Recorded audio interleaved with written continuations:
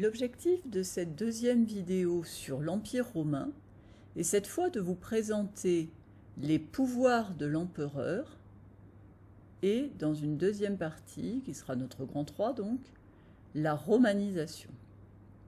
Donc, comme vous vous en souvenez, sous la République, c'était les citoyens qui étaient à l'origine des lois, des magistrats, alors que dans un régime impérial, on va voir que tous ces pouvoirs ne sont plus dévolus aux citoyens, mais vont se retrouver entre les mains d'un seul homme, l'empereur. Cet empereur, c'est le cas pour Auguste, mais tous les suivants jusqu'en 476, il détiendra tout d'abord le pouvoir militaire. En tant que chef des armées,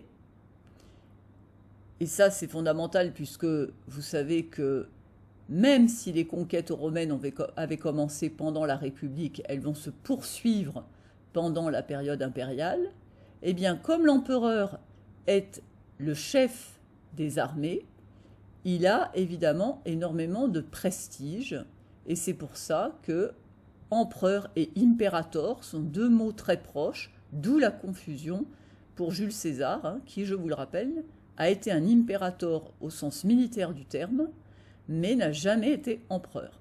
Pourquoi ? Parce que pour être véritablement un empereur, en plus d'être un chef militaire, il faut aussi et surtout avoir le pouvoir politique.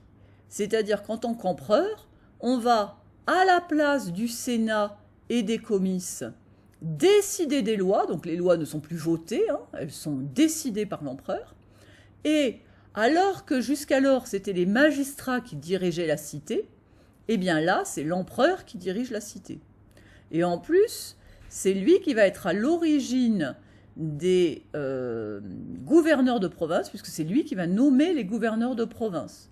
Donc il a à la fois du pouvoir direct sur la ville de Rome, mais il a aussi du pouvoir indirect sur les provinces romaines. Pour que les citoyens acceptent de lâcher leur pouvoir et le confier à l'empereur, il fallait forcément que l'empereur leur offre quelque chose en échange. Eh bien, l'empereur va leur faire des dons à la fois aux citoyens et aux soldats, et c'est en donnant de la prospérité, de la richesse aux citoyens, qu'à l'inverse, les citoyens ont accepté de ne plus détenir de pouvoir politique. L'empereur a aussi énormément de pouvoir religieux. Ce pouvoir religieux, on a deux preuves de cela. La première, c'est qu'il a un titre, le titre de grand pontife, et la deuxième chose importante, c'est que il va apparaître comme un véritable Dieu vivant et les Romains vont lui vouer un culte au même titre que s'il était directement un dieu. La deuxième partie de cette vidéo, c'est de vous montrer la romanisation de l'Empire. Qu'est-ce que c'est que la romanisation de l'Empire ? C'est comment les provinces romaines vont de plus en plus ressembler à Rome dans tous les sens du terme. Donc la première chose, c'est que les Romains vont permettre aux habitants des provinces romaines de devenir à leur tour des citoyens romains. Ça avait été déjà le cas au 1er siècle avant Jésus-Christ en Italie, et à partir de l'année 212 avec l'édit de Caracalla, tous les habitants de l'Empire vont obtenir cette fameuse citoyenneté, ce qui va leur permettre à la fois d'avoir des droits civiques, politiques et juridiques. Donc ça, c'est vraiment à la base de ce qu'on va appeler la romanisation. Cette romanisation, elle se fait aussi en termes de mentalité, puisque les habitants de l'Empire romain vont prendre des habitudes des Romains. Ils vont par exemple commencer par apprendre le latin, mais ils vont aussi s'habiller à la méthode romaine avec des toges.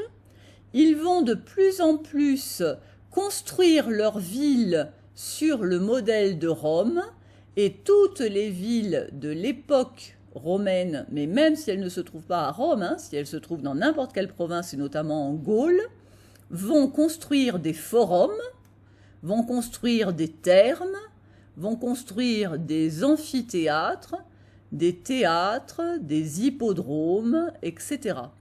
Parce que même dans leur manière de se divertir, ces nouveaux Romains vont le faire avec le modèle des habitants de la ville elle-même. Et puis enfin, tous les habitants de l'Empire romain vont à leur tour vouer un culte à l'empereur.